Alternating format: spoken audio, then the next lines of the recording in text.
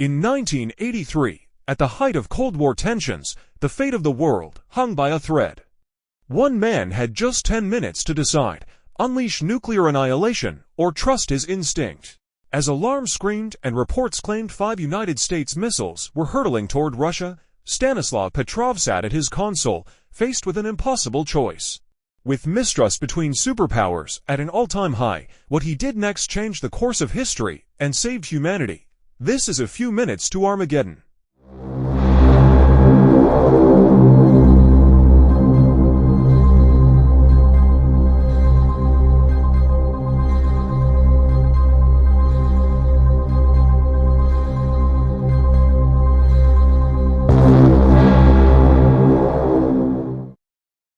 At Serpukhov 15, a Soviet early warning command center nestled in the forested outskirts of Moscow, the quiet hum of machinery filled the air. It was the height of the Cold War, and the weight of its tension seemed to permeate the walls. Inside, rows of monitors glowed softly, tracking satellite data in real time. Stanislav Petrov, the duty officer that night, sat at his station, his eyes scanning the screens for anything unusual. It was a routine shift until it wasn't. At 12:15 a.m., an ear-piercing alarm shattered the monotony. The room instantly came alive with flashing lights and the frantic movement of operators checking their consoles. Petrov's head snapped toward the main display, where a bright red icon blinked ominously. A single missile launch had been detected, its trajectory heading straight for Soviet territory. The air thickened with tension. Operators exchanged worried glances as they relayed the data. The satellite system had flagged an intercontinental ballistic missile ICBM launch from the United States. Protocol demanded immediate action. Petrov's pulse quickened, but he forced himself to remain calm. He leaned forward, studying the screen. The missile's coordinates were clear, its trajectory precise. But before he could process the implications, another alarm blared. Then another. A second missile appeared on the screen. Then a third. Within seconds, the system indicated a total of 5 ICBMs launched and en route to the Soviet Union. The room was now a cacophony of voices and beeping instruments. Operators shouted updates to each other, their faces pale under the harsh fluorescent lights. Phones buzzed as senior officers were put on standby, waiting for confirmation of what seemed like an unthinkable attack. Petrov's training told him to follow procedure. Classify the threat, alert his superiors, and prepare the Soviet Union's nuclear forces for a retaliatory strike. His fingers hovered over the console. One call from him could set off a chain reaction that would lead to global annihilation. But something about the scenario gnawed at him. 5 missiles, it didn't make sense. A first strike designed to cripple Soviet defenses would involve far more warheads, hundreds, if not thousands. And why only 5? The numbers didn't align with the logic of nuclear strategy. He glanced at his colleagues, their expressions a mix of fear and expectation. They trusted the system implicitly, but Petrov wasn't so sure. The early warning network was relatively new, a cutting-edge satellite system designed to detect missile launches by analyzing heat signatures. It was advanced, but it wasn't infallible. His thoughts raced as he weighed the possibilities. If the missiles were real, every second counted. Delaying a response could mean obliteration. But if it was a false alarm, launching a retaliatory strike would unleash a global catastrophe. Millions, perhaps billions, of lives hung in the balance. One of the junior officers approached him, visibly shaken. "Comrade Colonel, the system confirms the launches." "What are your orders?" Petrov didn't answer immediately. Instead, he turned his attention back to the data. Something still felt off. The alerts were based solely on satellite readings. The ground-based radar systems hadn't yet detected anything. If this were a real attack, surely there would be corroborating evidence by now. "Check the radar systems," he ordered, his voice steady despite the chaos. The officer hesitated, but the satellite data. "Do it," Petrov snapped, cutting him off.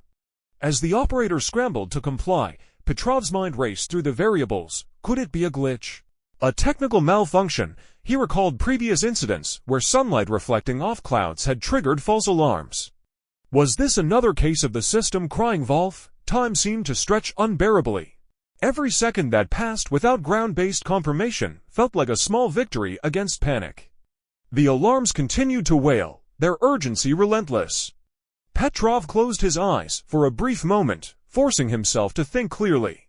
The consequences of inaction were dire, but the consequences of a mistake were even worse. He couldn't shake the feeling that the system was wrong.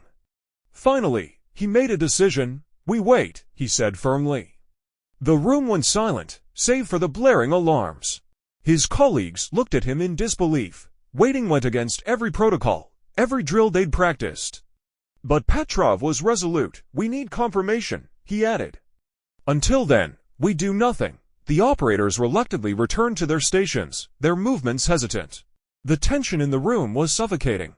All eyes were on Petrov, the man who had just decided, at least for the moment, not to act on what the system declared was an imminent nuclear strike. Minutes ticked by, each one feeling like an eternity. Petrov's decision would either save the world or doom it. And yet, in that moment, he trusted his instincts more than the machine, and so, they waited. Eyes darted across the screen, scanning the incoming data. The computer had classified the threat as high. This was not a drill. Years of training had prepared him for this moment, but nothing could have prepared him for the weight of the decision he was now facing. Within seconds, more red icons began to appear on the screen, another missile, then another, until 5 missiles were shown streaking across the Atlantic toward Soviet territory. The command center erupted into chaos. Operators scrambled at their consoles, voices overlapping as they shouted reports and analyzed data. Someone picked up a phone to prepare a direct line to the Soviet High Command. If confirmed, these missile launches could only mean one thing: the United States had initiated a first strike. And protocol demanded immediate action, a counterstrike to ensure the survival of the Soviet Union, but Stanislav Petrov wasn't so sure. Something about the situation didn't sit right with him. 5 missiles, it was possible, but unlikely. A real first strike, one designed to cripple the Soviet Union's ability to retaliate, would involve hundreds of missiles, not 5. This didn't match the strategic logic of nuclear warfare. Still, the system was clear. These were intercontinental ballistic missiles, and they were inbound. His role was clear. As the duty officer, it was his job to assess the situation and alert his superiors if the threat was deemed credible. Once that call was made, the Soviet Union's massive nuclear arsenal would be unleashed in retaliation. Millions of lives, American, Soviet, and countless others, would be lost. The planet would be plunged into nuclear war, and the world as they knew it would cease to exist. The clock was ticking. Every second mattered. Petrov glanced at the other operators in the room. Their faces were pale, their expressions tense as they awaited his decision. He knew the weight of what he was about to do. One report from him would set off a chain reaction, one that could not be undone.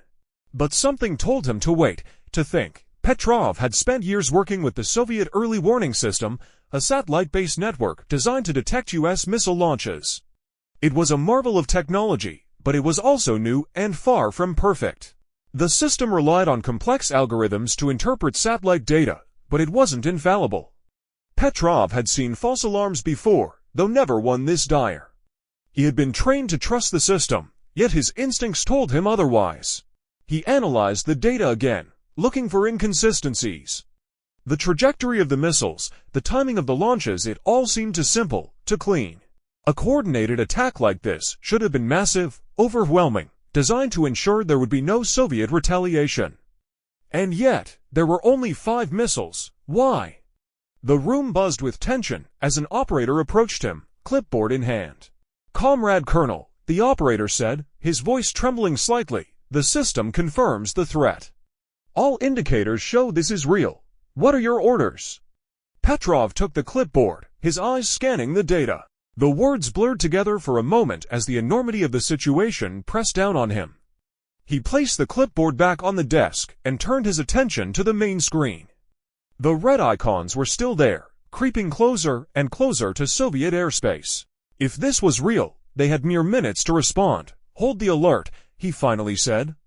His voice was calm but firm. "We don't act yet." The room fell silent, save for the persistent blare of the alarms. The operators exchanged nervous glances. One hesitated, his hand hovering over a console. Then, reluctantly, he nodded and canceled the alert transmission. For the next several minutes, the tension in the room was unbearable. Petrov continued to analyze the data, double-checking the satellite readings and cross-referencing them with other systems. On the ground, radar installations had detected nothing, no missiles, no signs of an imminent attack. If the U.S. had launched a first strike, their radars would have picked it up by now. But there was nothing. Petrov's gut feeling grew stronger. The data didn't add up, and yet, if he was wrong, if he had miscalculated, the consequences would be catastrophic. He was gambling not just with his own life, but with the lives of millions. Finally, after what felt like an eternity, the red icons began to fade from the screen. One by one, they disappeared, until there was nothing left but the normal readouts of the satellite system. The alarm ceased, leaving the room in an almost deafening silence. It was a malfunction. The system had misinterpreted sunlight reflecting off high-altitude clouds as missile launches. The threat had never been real. Petrov leaned back in his chair, exhaling deeply. The operators around him exchanged looks of relief and disbelief. They had come within moments of global annihilation, and no one outside that room would ever know. Petrov had made the right call. By trusting his instincts over the flawed technology, he had averted a nuclear catastrophe. But the night's events raised unsettling questions. How had the system failed so catastrophically? And could it happen again? For Stanislav Petrov, the crisis was over. But the implications of that night would linger for the rest of his life.